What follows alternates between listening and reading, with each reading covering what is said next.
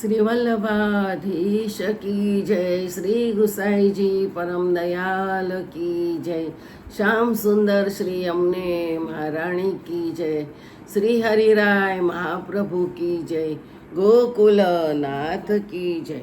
આપણે 84 વૈષ્ણવની વાર્તાનું રસપાન કરીએ છીએ.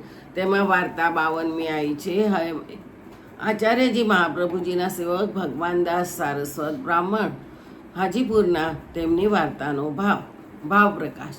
એ લીલામાં વિશાખાજીની સખી છે. લીલામાં એમનું નામ સુગંધિની છે. તે હાજીપુરમાં એક સારસ્વત બ્રાહ્મણના ઘરમાં જન્મ્યા. તેઓ પટનામાં એક યજમાનના ઘરે એક વખતે ગયા. ત્યાં કેટલા દિવસ રહ્યા. તે સમયે ભગવાનદાસ વર્ષ 17ના હતા. તે યજમાનની તેમણે બહુ ટહેલ કરી. પછી જવા લાગ્યા ત્યારે તે યજમાન પાવલીના પૈસા દેવા લાગ્યા. ત્યારે ભગવાનદાસે ક્રોધ કરીને કહ્યું, મને ન જોઈએ. તું લખપતિ થઈને મને આટલા દિવસ રાખીને આ દક્ષિણા આપે છે. મારે કંઈ ન જોઈએ. તે પાવલી છોડીને ઘરે ચાલી આવ્યા. પિતાની આગળ રુદન કર્યું. અને ઠાકોરે એવા બ્રાહ્મણ કેમ કર્યા કે 2 પૈસાને માટે રાજસી લોકોની ચાકરી કરવી પડે? આ મોટા પાપનું ફળ છે. ત્યારે પિતાએ કહ્યું, હું પરદેશી જાઉં છું ને પૂર્વથી કમાઈને લાવીશ. ત્યારે ભગવાનદાસે કહ્યું, તમે વૃદ્ધ છો, ન જાઓ, હું જઈશ. પછી ભગવાનદાસ પટનાની આગળ ચાલ્યા. તે વખતે આચાર્યજી કાશીથી પુરુષોત્તમ ક્ષેત્ર પધારતા હતા. ત્યાં માર્ગમાં ભગવાનદાસને દર્શન થયા. ત્યારે ભગવાનદાસે કહ્યું, મને સારા પંડિત બ્રાહ્મણના માર્ગમાં સાથ મળ્યો. રસ્તામાં શ્રી આચાર્યજી શ્રીમુખની વાર્તા વૈષ્ણવને કહેતા. તેઓ પાછળ બેસીને સાંભળતા. પછી મુકામ ઉપર ઉતર્યા. ત્યારે શ્રી આચાર્યજીએ ભગવાનદાસને કહ્યું, જા કૃષ્ણદાસ પાસેથી જોઈએ તેટલું સીધું લે. અને કૃષ્ણદાસને કહ્યું કે આપણું નિત્યનું સીધું લીધા પછી આ બ્રાહ્મણ જે માગે તે આપજે. ત્યારે કૃષ્ણદાસ ભગવાનદાસને સાથે લઈ ગયા. પોતાનું સીધું સામગ્રી લઈને કહ્યું, તમારે જોઈએ તો લો. ત્યારે ભગવાનદાસે કહ્યું, શેર ખાંડ, શેર ઘી અને પાછળ લોટ આપો. લોભના માર્યા 2-3 દિવસનું સીધું લઈ આવે. તેમાંથી થોડું વાપર્યું અને બીજું પાસે રાખ્યું.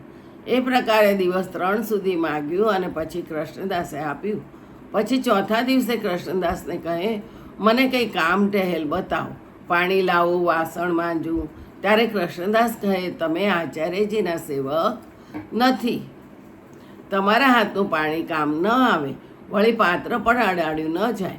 ત્યારે ભગવાનદાસે શ્રી આચાર્યજીને પૂછ્યું, મહારાજ, આપનું જળ શુદ્ર લાવે છે, વાસણ માંજે છે, તો હું તો બ્રાહ્મણ છું, મારાથી કેમ સેવા નથી કરાવતા? ત્યારે શ્રી આચાર્યજી કહે, અમારા મતમાં ભગવાને જે કંઈ ન જાણે શુદ્રથી પણ હલકો જાણો. ભગવાનને જે જાણે તે જ સર્વોપરી બ્રાહ્મણ એટલો ભેદ છે. તેથી બીજાથી સેવા નથી કરાવતા. ત્યારે ભગવાનદાસે કહ્યું, મહારાજ, એ કેમ જાણીએ જે વૈષ્ણવો ભગવાનને જાણે છે? ત્યારે શ્રી આચાર્યજીએ કહ્યું, શ્રી ઠાકોરજી કૃપા કરે ત્યારે સમજી શકાય.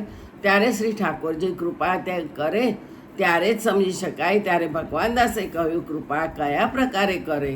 ત્યારે શ્રી આચાર્યજી કહે, ગુરુ પ્રસન્ન થાય ત્યારે શ્રી ઠાકોરજી પ્રસન્ન થાય છે, એમ સમજીએ. એટલે ભગવાનદાસે કહ્યું, મારે તો કોઈ ગુરુ નથી, આપ જ મને સેવક કરો.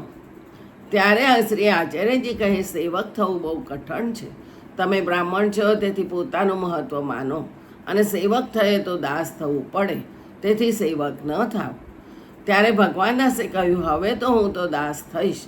સ્વામી પદ પણ ઘણા દિવસ કર્યું, તેમાં દુઃખ જ મળ્યું, તેથી હવે મને સેવક કરો.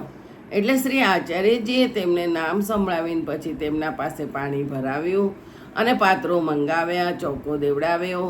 પછી જૂઠણની પાતળ ધરી તે મહાપ્રસાદ ભગવાનદાસે લીધો અને તેમની બુદ્ધિ નિર્મળ થઈ ગઈ. તેમને લાગ્યું કે મેં આપનું સીધું 3 દિવસ લોભ કરીને ખાધું, તે બહુ ખોટું કર્યું.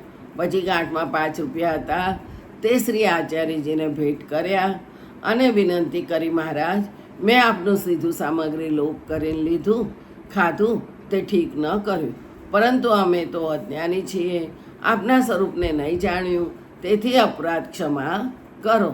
આપ સાક્ષાત ઈશ્વર છો, હવે બ્રહ્મ સંબંધ કરાવો. ત્યારે શ્રી મહાપ્રભુજી કહે, કાલે તમને સમર્પણ કરાવીશું. આ રૂપિયા 5 તું તારી પાસે ખર્ચના રાખ, તારે કામ આવશે.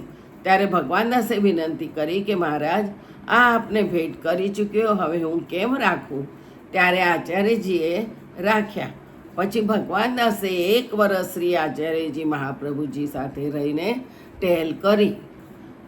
ઉષ્ણકાળમાં મોટો પંખો બનાવી માર્ગમાં છાયા કરતા, જ્યાં પહોંચતા ત્યાં જમીન સરખી કરી સુંદર બિછાનું બિછાવતા, રસોઈની પરિચારિકા કરતા.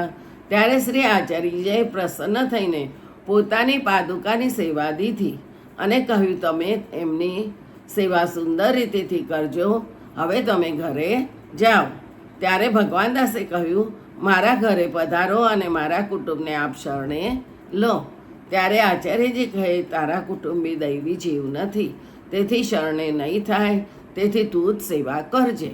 પછી ભગવાનદાસ વિનંતી કરી વિદાય થઈ હાજીપુર પોતાના ગામમાં આવ્યા. ત્યાં અલગ અલગ જગા ઘરમાં કરી મન લગાડીને સેવા કરવા લાગ્યા. કેટલાક દિવસમાં શ્રી ઠાકોરજી સાનુભવ જણાવવા લાગ્યા. વાર્તા પ્રસંગે પછી કેટલાક દિવસમાં શ્રી આચાર્યજી મહાપ્રભુજી ભગવાનદાસના ઘરે પધાર્યા. પાક સામગ્રી કરી ભોજન કર્યું. ભગવાનદાસને જૂઠણની પાતળ ધરી. ભગવાનદાસના મા બાપને અને સ્ત્રીને નામ સંભળાવ્યું. પછી પોતે અડેલ પધાર્યા. તે જે ઠેકાણે શ્રી આચાર્યજી મહાપ્રભુજી બિરાજતા હતા ત્યાં ભગવાનદાસ ચૌધરી કરી નિત્ય પોતું કરતા, નિત્ય સવારે નાહીને દંડવત કરતા. તેઓ એમ જાણતા કે સાક્ષાત શ્રી આચાર્યજી અહીંયા બિરાજે છે. ભગવાનદાસે આપ કાયમ દર્શન દેતા અને વાર્તા કરતા. તે ભગવાનદાસ એવા શ્રી આચાર્યજીના કૃપાપાત્ર હતા. તેમની વાર્તા ક્યાં સુધી કહીએ? વાર્તા 52મી. કૃષ્ણાર્પણ. જય જય શ્રી ગોખલેશ.